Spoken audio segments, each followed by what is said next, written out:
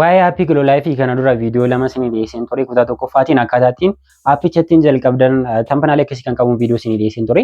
Kutaa lammaffaatiin immoo aappicharraa karaalee galii ittiin argannu karaalee 5 isin barsiiseen ture. Isaafis immoo tampanaalee akkasii kan qabuun viidiyocha deemtanii ilaalaa jalqabuu dandeessu. Namoonni jalqabdiinis immoo aappichi aappii gaariidha waan ta'eef ammuma seentanii jalqabuu dandeessu. Viidiyoo keenya irraatiin immoo aappicharraa kan hojjechaa turre akkaataa kamiin gara qarshiitti jijjiiranna kan jedhu waliin ilaalla. Isaafis viidiyocha haga xumuraa ilaaluudhaan isinis withdraw gochuu dandeessu. Garuu viidiyoo kana haga xumuraatti ilaaluu baattan baay'ee keessan biratti withdraw'n kun hojjechuu dhiisuu danda'a. Isa immoo sababni isaa maal akka ta'ee fi maal akka sirreessuu qabdan dhumarratti wanta isinitti himuuf amma dhumaatti viidiyoo kana ilaaluudhaan isinillee qarshii keessan withdraw irraa godhachuu dandeessu. Gara viidiyoo kiyyaa irratti osoo hin darbiin dura har'a gammachuu guddaadhaan dhufee viidiyoo isiniif hojjechaa jira. Utaaloo nagabee jira garuu immoo viidiyoo kiyyaa irra hojjechuu waan tan qabuuf hojjechaa jira jechuudha. Sagalee kiyyallee dhagaa jirtu yaada. Kunis maalidhaa YouTube chaanaaliin keenya subscribe 5,000 qaqqabee jira. Kun immoo anaaf gammachuu guddaadha. Kana sababa godhachuudhaan immoo har'a giveaway isinii qopheesseen jira. Badhaasa jechuudha. Namoonni barbaadan irratti hirmaachuu dandeessu. Isaafis immoo giveaway'n kun maal akka ta'ee fi akkaataa ittiin badhaafamtan Telegram irratti post godheen jira waan ta'eef Telegram chaanaalee kiyyaa @Daanii Multimedia jedhaati search godhaa join godhaa akkasumas immoo Telegram groupii kiyyallee join godhaa sirraan Daanii Online Work kan jedhu kana jechuudha.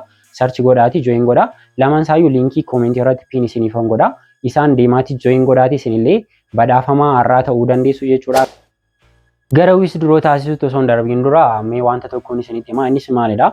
Giloo Laayifii haa ta'u aappiiwwan kan biraa irratti yeroo hojjettan kallattumaan baay'een keessan kallattumaan gara qarshiitti jijjiiruu faariifattu. Kana agagootan jechuudha achirratti tiimii ijaartanii maaliif $10 fi xiqqoon isin baafattan kun baay'ee miti har'aaf isin fayyaduu danda'a. Garuu gara fuulduraatti aappii kanarraa fayyadamaa ta'uun barbaada warri jettanii yaadda yoo jiraattan achirratti tiimii ijaaraa. Akkasumas immoo giiftii ofii kennaa aappiin kun giiftii ofii kennuu dandeessu waan ta'eef jechuudha. Achirratti giiftii ofii kennaa tokkoffaa taaskii keessan guyyaa guyyaan hojjettan fakkeenyaaf isin 5,000 hojjechaa jirtu ta'e anaan guyyaadhaan 13,000 sa'aatii lamatti 26,000 hojjechaa jira jechuudha. Guyyaa sadiitti meeqaan gosa jechuudha $1 naan gosa jechuudha. Isinillee kallattumaan gara qarshiitti haga jijjiirtan maal gootu jechuudha achirratti wanta qabdan gara koinitti jijjiirtanii giiftii ofii kennaa tokkoffaa ejentii leevalii keessan guddisaa deemtu lammaffaa immoo taaskii keessan guyyaadhaan kan argatan istileedii keessan sirreeffachaa deemtu jechuudha. Kanaaf osoo akkana gootanii gaariidha jedhee yaada garuu filannoo keessan isintu beeka waan ta'eef kana duras immoo waa'ee akkaataa kamiin galii akka argattan isin barsiiseen ture isaaf jedheen isinitti himaa jira. Kanaaf amma akkaataa kamiin akka withdraw taasifnuun isinitti argisiisa haga xumuraa ilaala. Akkuma isinitti immoo hin dagatiin ashee dhumarratti namoota withdraw'n isin dideef maal gochuu akka qabdan dhumarratti nan dubbadha waan ta'eef isin dagatina. Withdraw taasisuudhaaf jalqaba gara profaayilii keessanitti galtu. As profaayilii isa jedhu kana tuqxanii gara profaayilii keessa seentu. Profaayilii keessan keessa erga seentanii asirraa bakka kanarraa wallet kan jedhu jira. Isa kana jechuudha yeroo tokko ni tuqxu. Yeroo tokko akkuma tuqxanii wallet irra yeroo seentan wantoota lamatu jira innis coinii fi pointiitu jira. Isin ammoo withdraw kan gootan pointiidha malee coinii miti. Kanaaf pointii isa jedhu kana tuqxu yeroo tokko. Pointii keessan erga tuqxaniin booda asirratti pointiin isin qabdan miliyoona 1 ol ta'uu qaba withdraw gochuudhaaf jechuudha. Withdraw gochuudhaaf miliyoona 1 guuttanii warra diddan dhumarratti isinitti himaa.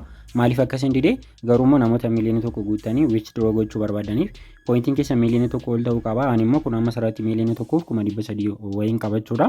Miliyoona 1 immoo kaleessa irraa baaseen jira. Kanaaf amma maal gootu jechuudha asirraa withdraw isa jedhu kana tuqxu erga miliyoona 1 ta'uu isaa mirkaneeffattaniin booda withdraw isa jedhu kana tuqxu asirratti wantoota kana isinii fida. Jalqaba irratti $10, $20, $30, $50 kan jedhu jira. Isin baafachuu kan barbaadan $10 yoo ta'e $10 irra gootu 20 ta'e 20 30 ta'e 30 isaan kanadha kan isin baasuu dandeessan jechuudha. Ani amma asirratti 10 qofaan qaba waan ta'eef miliyoonni tokko $10 waan ta'eef miliyoonni tokko argan kaayee asirraa please select kan jedhu jira. Isanii tuqxu yeroo tokko. Akkuma isa tuqxaniin asirra kan keessan haala kanaan dhufuu danda'a. Isa kana amma gara Itoophiyaatti jijjiiruu qabdu. Kanaaf bakka kanarraa USD kan jedhu jira isanii tuqxu. USD kan arga tuqxaniin booda asirraa Itoophiyaa barbaadu jechuudha. As keessa Itoophiyaa ni barbaadu. Itoophiyaa akkuma argattaniin asirratti ETP irra isinii galee jira jechuudha. Akkuma isa filattaniin asirraa baankonni jiru. Teeleebirriin jira, M-Pesa, Abisiniyaan jira, Awwaash jira, CB'n jira. Isaan kana keessaa kan barbaadanii withdraw taasisuu dandeessu jechuudha kallattiidhaan gara birriitti. Warri immoo yoo barbaadan gara Binance'itti jijjiirachuu barbaadan immoo kallattiidhaan gara Binance'itti jijjiiruu dandeessu. Amma isinitti argisuuf jecha asirraan baasaan jira jechuudha. Maaliif asirraan baay'ee miti hin hawwaatu jechuudha baankiidhaan baay'ee hin hawwaatu. Gatii baankii guyyaa sanaatiin isinii kaffala waan ta'eef jechuudha. Gara Binance'itti fudhattanii garuu achirraan P2P'n cufamuu fida garuu faayidaa garaa garaatiif fayyadamuu dandeessu jechuudha. Sana booda sarara Teeleebirrii nan filadhaani. Teeleebirrii erga filattaniin booda Teeleebirrii filachuu keessan amma deebitanii maal gootu confirm ni taasistu. Confirm akkuma taasistaniin asirratti account number bakka dutti lakkoofsa keessan account name bakka dutti immoo maqaa keessan galchuu qabdu. Ana maqaleessa guuteen jira yeroo kan dura waan withdraw gochaa tureef guuteen jiraani. Maal gootu isin isaan kana ni guutu jechuudha. Dogoggoruun qabda maqaa keessa maqaa Teeleebirrii akkasumas immoo lakkoofsa keessa lakkoofsa Teeleebirrii sirriitti mirkaneeffachuu qabdu. Maaliif tokkicha ergameera taanaan deeffachuu hin dandeessa waan ta'eef jechuudha. Erga isa kana mirkaneeffattaniin booda jala kanarraa confirm kan jedhu jira. Isa tuqxanii confirm ni taasistu bakka kanarraa.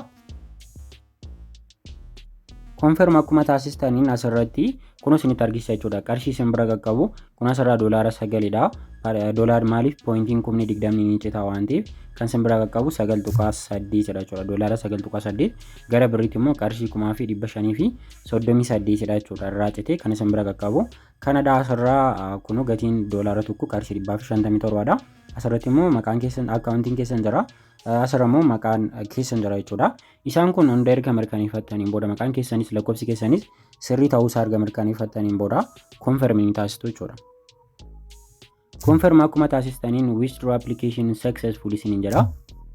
Xumurtaniitu asirraas kun akkuma argitan pointii 300 qofatu naaf jechuudha. Asirraa immoo galii isinitti argisiisu bakka kanarra kunoo bakka kanarra jechuudha. Pending irra jira jechuudha. Kun asirraa kana nama withdraw godhe jira complete kanaan jedhe jira.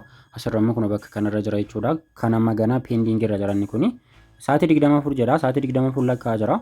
Garuu baay'een turu daqiiqaa 30 iyyuu turuu dhiisuu danda'a. Erga immoo qarshiin sun naa galee immoo sanittan argisiisa akka na bira qaqqabe jechuudha.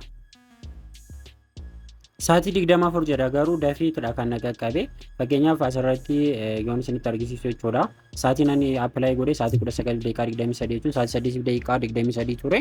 ከዛ አችሞ ደሚታና ሜሴጅን ሞ ሳቲ መከታ ከናፍ ገለ ስኒታ አርጊስ ኩኖ አሲታ ኩማ አርጋ ደርታ ሳቲ መከተ ነቀቀበ ቹዳ ሜሴጅን ሳቲ ሰድላማ ፊ ደቂቃ ሸንተም ሸንጀቱ ሳቲ ሰደዲቪ ደቂቃ ሸንተም ሸኒት ነቀቀበ ቹዳ ከናፍ ደፌ ታሪፈቴ ዮሐንስ ሲንቀቀቡ እንቱሩ ቹዳ ከናፍ እርገ ሲንቀቀበ ቦዳማ ማልጎቱ አሰረተ ደቢታኔ ቹዳ ቼክ ኒ ጎዳቱ ሜሴጅ ዮስኒ ሩፉ ባቴዩ አሰራን ቼክ ጎዳቹ ደንዴሱ ኩኖ አሰረተ ስክሪንሻቲን እርጋሜ ራዋንቴ ስክሪንሻቲ ሰና ባንታኒ ላልቶ ቹዳ ቀርሺ ሰናፊ ergamuunsaa sasirrii ta'uu lakkoofsa maqaa keessan ilaaltu fakkeenyaaf namoonni biyyoota biraa jiraatan illee namarratti withdraw gootan haala kanaan cheek erga gootanii asirratti sa'aatii lakkaa sa'aatii lama keessatti konfirmii gochuu qabdu. Yoo konfirmii gochuu baattan pilaatfoormichi ofumaaf konfirmii godhaa jechuudha. Kanaaf cheekii gochuu qabdu yeroo irra deddeebitanii cheekii gochuu qabdu. Sana booda konfirmii gootuu fi yoo immoo qarshiin sun iskiriinshaatii sun sirrii miti ta'ee akka sana tuqxanii diispaayi keessa jiru sana tuqxanii akka qarshii sun ergamni gochuu dandeessu. Garuu sobaa yoo gootan kun isaaniif hin ergamaa isiniif immoo adabbiidha waan ta'eef akkasiin godhina.